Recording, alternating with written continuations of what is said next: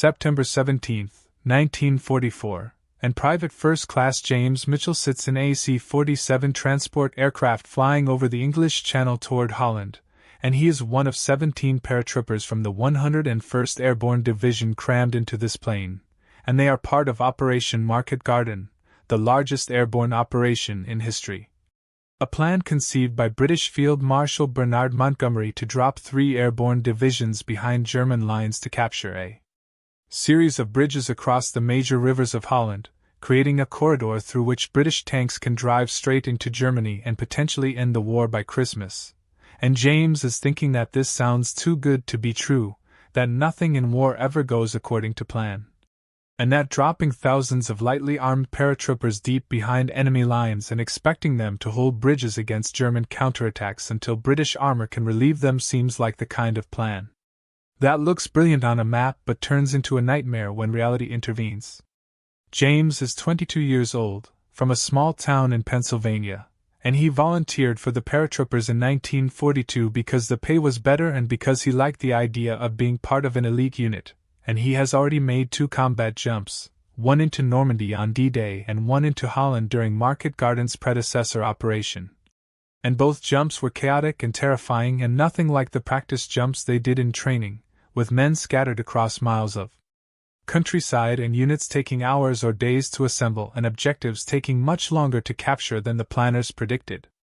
The C-47 is packed with equipment and men, and James is loaded down with his main parachute and reserve chute and his M1 Garand and ammunition and grenades and rations and a gas mask that he knows he will never use but is required to carry, and the total weight of his gear is over 100 pounds. And he wonders how he is supposed to fight effectively when he can barely walk under the load he is carrying.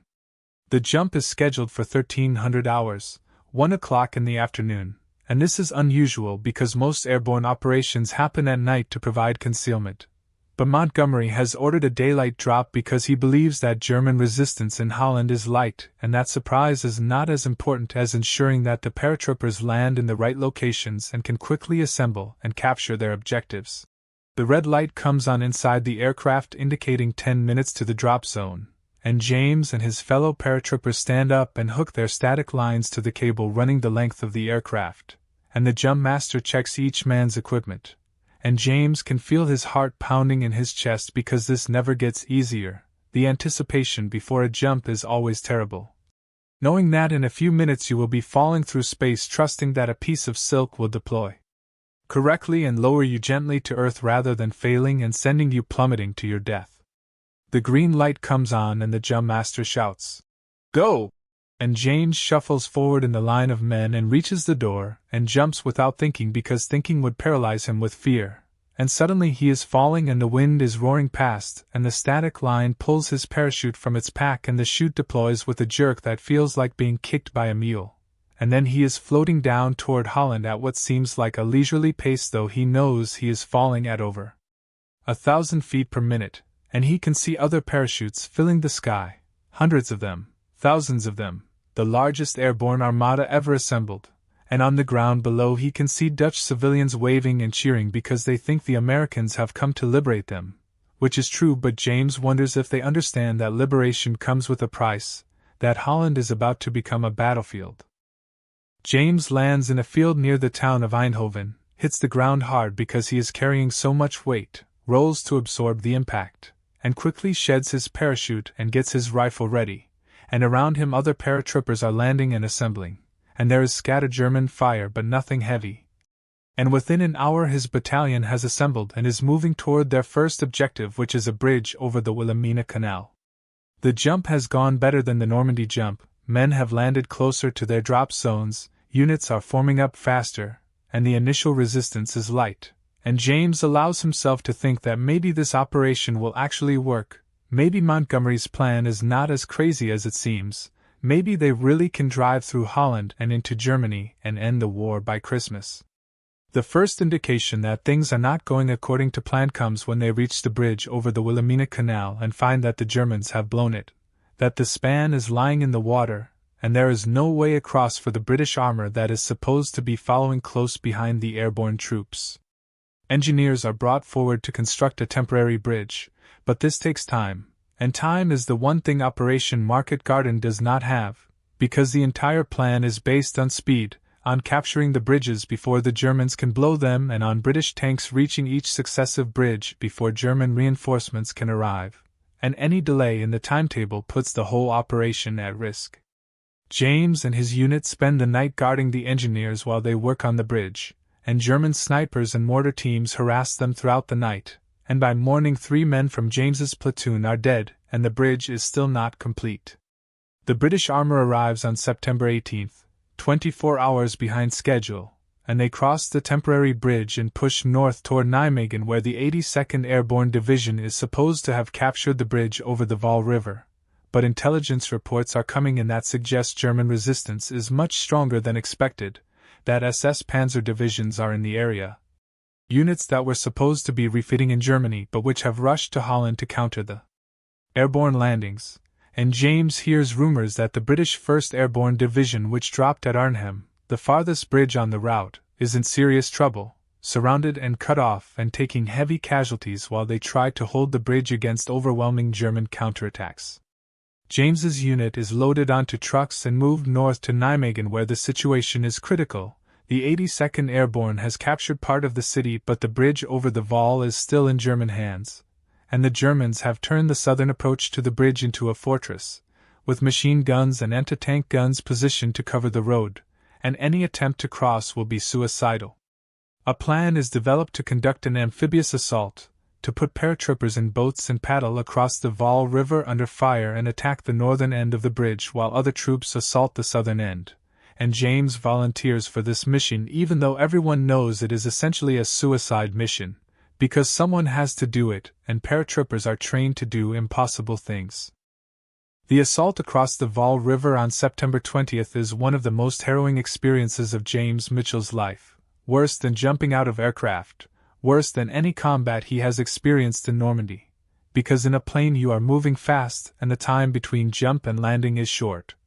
But paddling across a river in a flimsy canvas boat while German machine guns and artillery fire at you from both banks feels like it lasts forever, and men are being hit and falling into the water, and boats are being riddled with bullets and sinking, and James is paddling as hard as he can even though his arms are burning with exhaustion, and he is convinced that every second will be his last. They reach the far shore and storm out of the boats and assault the German positions, and the fighting is brutal and close range, and James empties 3 clips from his Garand in the first 5 minutes, shooting at Germans who are so close he can see the expressions on their faces, and the Americans take the northern end of the bridge at terrible cost. Over half the men who made the crossing are casualties. But they hold their position and the bridge is finally in Allied hands. But the bridge at Nijmegen, which was supposed to be captured on the first day of the operation, has taken 4 days to secure, and this delay has doomed the British paratroopers at Arnhem, who have been fighting alone for 4 days without relief and who are finally forced to withdraw across the Rhine after taking devastating casualties, with only about 2,000 men escaping from the original 10,000 who dropped.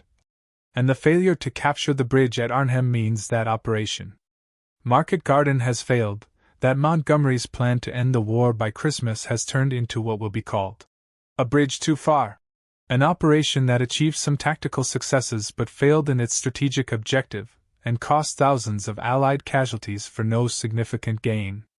James Mitchell and the 101st Airborne spend the next 2 months fighting in Holland, holding the corridor that was captured during Market Garden against constant German counterattacks, and the fighting is grinding and exhausting, small unit actions in fields and villages and along canals, and casualties mount steadily as the Germans try to cut the corridor, and the Americans try to hold it. And James loses friends to snipers and mortars and mines, and the glory of being a paratrooper fades into the reality of being a rifleman in an infantry unit that is understrength and overworked and expected to hold positions against an enemy that has numerical superiority and better equipment. The weather turns cold and wet in October, and the men are living in foxholes that fill with water, and trench foot becomes epidemic, and James's feet are swollen and white and smell like rotting meat. But he does not report to the medics because he knows they will evacuate him, and his squad needs every man. In November the 101st is pulled out of Holland and sent to France to rest and refit, and James thinks maybe he will get a leave, maybe he can visit Paris or even go back to England. But instead the division is rushed to Belgium in December when the Germans launch their surprise offensive in the Ardennes, and James and his fellow paratroopers end up surrounded at Bastogne, fighting in the snow and sub-zero temperatures against German forces that outnumber them 5-1, and Market Garden seems like a distant memory from a different war, and James realizes that this war is not going to end by Christmas, that it is going to continue for months more, and that he may not survive to see the end.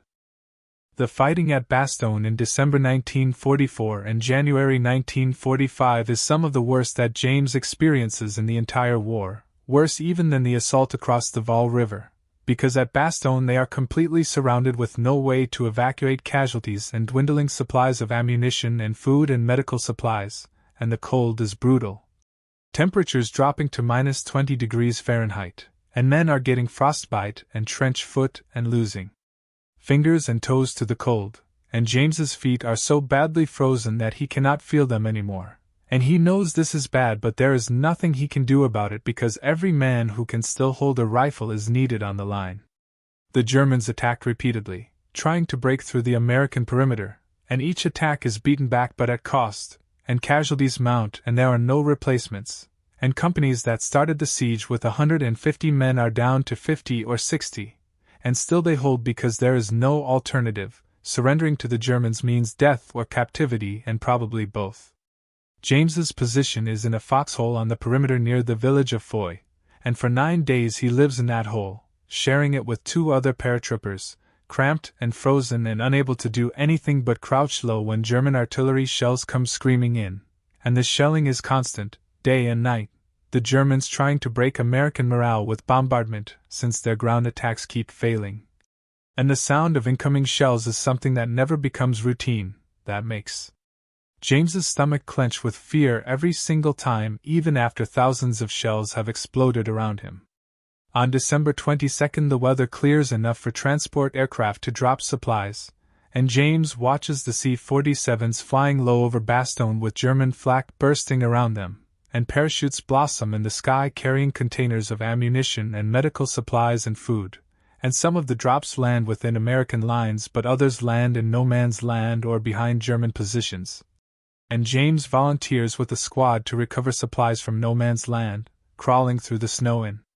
darkness to reach containers that landed between the lines, and they manage to retrieve several containers of ammunition which is desperately needed. But on the way back Private Eddie Morrison from Ohio steps on a mine and loses both legs below the knee, and his screaming brings German machine gun fire, and they have to drag Morrison back to their lines while Germans shoot at them from 200 yards away. And Morrison dies before they can get him to an aid station, bleeding out in the snow, while telling James to write to his mother and tell her he was thinking of her at the end.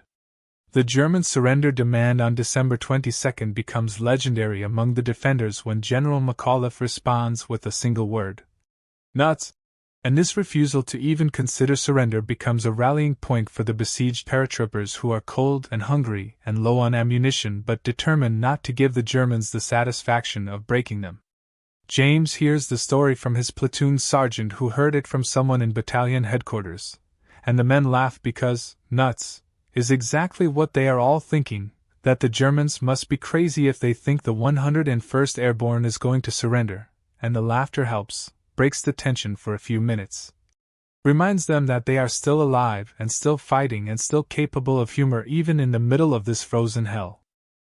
Christmas Day 1944 is the worst Christmas of James Mitchell's life, spent crouching in a frozen foxhole eating half-frozen K-rations and listening to German artillery. And there is no celebration, no moment of peace or goodwill, just the same grinding fear and cold and exhaustion that has defined every day of the siege. And James thinks about his family back in Pennsylvania. Imagines them sitting around a warm fire opening presents and eating dinner, and the contrast between their Christmas and his is so vast that it seems like they must be living on different planets, not just in different countries. The Germans attack on Christmas Day, a major push against the section of perimeter where James's company is positioned, and the fighting is close and brutal, Germans advancing through the snow and Americans shooting them down at ranges so close that James can see the expressions on their faces, can see the fear and determination that mirrors his own. And the attack is finally broken by American artillery that has been carefully husbanded for exactly this kind of crisis, and the German bodies lie in rows in front of the American positions, and James looks at them and feels no triumph, just exhaustion and sadness that so many men have died for a few hundred yards of frozen Belgian forest that has no value to anyone. The relief of Bastogne on December 26, when Patton's Third Army breaks through the German lines, is one of the most emotional moments of James Mitchell's life. The sight of American tanks rolling into the town bringing supplies and reinforcements, and the knowledge that they are no longer alone, and grown men are crying with relief. And James finds himself shaking hands with tankers and thanking them over and over, even though he knows they were just doing their job the same way he was doing his. The 101st participates in the counterattack that pushes the Germans back through January and February, and James fights in conditions that are as bad as Bastogne, snow and cold, and an enemy that is desperate and dangerous even in retreat, and he is wounded again, this time seriously, a piece of shrapnel from a German artillery shell that tears through his left arm and shatters the bone. And he is finally evacuated to a field hospital, and then to England for surgery and recovery. James Mitchell spends 3 months in a hospital in England, undergoing multiple surgeries to repair the damage to his arm, and the doctors tell him he will never regain full use of the arm, that the nerves are too damaged, but they also tell him that he is going home, that his war is over, and James feels a complex mix of relief and guilt. Relief that he survived and is going home, but guilt that his friends are still fighting and dying while he is safe in a hospital bed. He is discharged from the army in May 1945, just days before Germany surrenders, and he returns to Pennsylvania with a Purple Heart with 2 oak leaf clusters indicating 3 wounds, a Bronze Star, and a partial disability that will affect him for the rest of his life, his left arm weak and prone to pain and limited in range of motion. Returning to civilian life is harder than James expected, not because of his physical injuries but because of the psychological ones, the nightmares and the hypervigilance, and the inability to connect with people who did not share his experiences. And he finds that he cannot hold down a job because he cannot concentrate, cannot sit still, cannot deal with authority figures who did not earn their authority in combat. And he drifts from job to job for several years, working construction and warehouse jobs and anything that does not require him to think too much or interact with people too much. He starts drinking to help him sleep, to quiet the memories, and the drinking becomes a problem, costs him jobs and relationships, and by 1950 he is living in a boarding house and working day labor when he can find it, and his family barely recognizes the angry, bitter man he has become, so different from the optimistic kid who volunteered for the paratroopers in 1942. The Korean War breaks out in 1950, and James considers re-enlisting because at least in the army he knew what was expected of him. At least in combat everything made sense in a way that civilian life does not, but his disability disqualifies him from service, and this rejection feels like a final judgment that he is broken and useless, and he hits bottom, loses his room at the boarding house, spends a winter living on the streets, and comes very close to giving up entirely. What saves him is connecting with other veterans through a VA hospital where he goes for treatment for his arm, and he meets other men who are struggling with the same issues, and they form an informal support group, and slowly, painfully, James begins to understand that what he is experiencing is not weakness or moral failure but a normal human response to abnormal experiences, and that there is no shame in needing help. And that healing is possible even if it is slow and difficult, and never complete. James Mitchell will eventually find stability working as a groundskeeper at a local college, a job that allows him to work outside and alone and at his own pace, and he will marry a woman he meets at a church social, a widow with 2 children who lost her husband in Korea, and they will build a quiet life together, not dramatic or exciting but peaceful and stable, and that is enough. That is more than James thought he would ever have during those dark years after the war. He will stay in touch with a few other paratroopers from the 101st, exchanging Christmas cards and occasional letters, and when the 50th anniversary of Market Garden comes around in 1994 he will return to Holland with a group of veterans, and they will visit the bridge at Nijmegen and the drop zones and the cemetery where so many of their comrades are buried. And the Dutch people will welcome them as liberators and heroes, and James will be moved by their gratitude but also uncomfortable with the hero label because he does not feel like a hero, feels more like a survivor who did what he had to do and was lucky enough to live through it. James Mitchell survives Market Garden and Bastogne and the final campaigns of the war in Europe, and he is part of the occupation force in Germany after the surrender in May 1945, and he is discharged in December 1945 after 3 years of service, and he returns to Pennsylvania and tries to pick up his life where he left it. But he finds that he has changed in ways that make it impossible to go back to being the person he was before the war. He has nightmares about paddling across the Waal River, about German machine guns firing at the boat, about men being hit and falling into the water and sinking because they are wearing too much equipment to swim, and he wakes up gasping and sweating and his wife asks him what is wrong and he cannot explain because how do you explain that kind of experience to someone who was not there? He attends reunions of the 101st Airborne, and at these reunions he connects with other veterans who share his memories and understand what Market Garden was really like, not the heroic version told in books and movies but the messy reality of a plan that was too ambitious and that asked men to do impossible things and that succeeded in some ways but failed in others. And the veterans agree that Market Garden was poorly conceived and poorly executed but that they are proud of what they accomplished, proud that they fought and held and did their duty even when the mission was flawed and the cost was high. At these reunions James learns the full story of what happened at Arnhem, how the British 1st Airborne Division dropped too far from the bridge and had to fight their way through German forces that were much stronger than intelligence predicted, how they captured the northern end of the bridge but could not hold it without reinforcement, how they fought for 9 days waiting for relief that never came because the advance from the south was too slow, how only 2,000 men escaped from the original 10,000 who dropped, and James feels anger at the planners who conceived such an ambitious operation without adequate intelligence or contingency plans.